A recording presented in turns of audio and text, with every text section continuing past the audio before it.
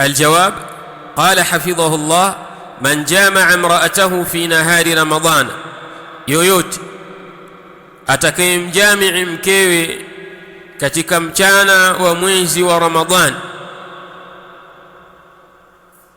tajibu alayhi kafaratu aljimaa, tajibu alayhi kafaratu aljimaa,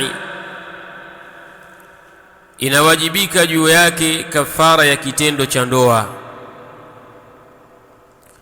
walau aftara qabla aljimaa biaklin wa shurb au shurbin, na lau atakuwa amefungua kabla ya jimaa, kabla ya kitendo cha ndoa, biaklin au shurbin, kwa kula au kunywa, muamalatan lahu, kwa kuamiliana naye, binaqidhi qasdihi alfasid, kinyume na makusudio yake maovu.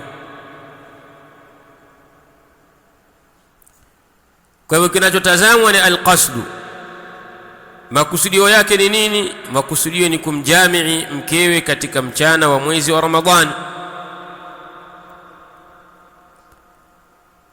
Hicho ndicho kinachotazamwa, wala haitazamwi hila ambayo yeye kaifanya, kwamba eti imemhalalishia yeye kumjamii mke wake katika mchana wa mwezi wa Ramadhani.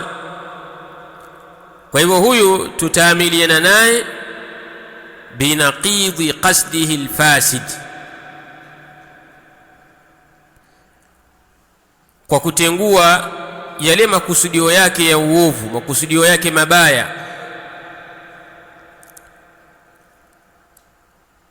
Atatoa kafara.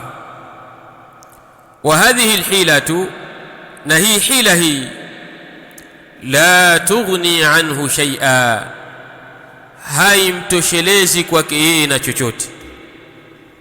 Hii hila aliyoifanya haitomtosheleza kwake yeye na chochote, kwamba eti hila hii itakuwa imehalalisha kwake yeye kumjamii mkewe katika mchana wa mwezi wa Ramadhani. La hasha wa kalla, hadhihi alhila la tughni anhu shay'a, haitomtosheleza kwake yeye na chochote. Wala tusqit anhu alithma walkafara, wala hila hii haitodondosha kwake yeye madhambi na kafara. Madhambi yatakuwa juu yake na kafara pia itakuwa juu yake.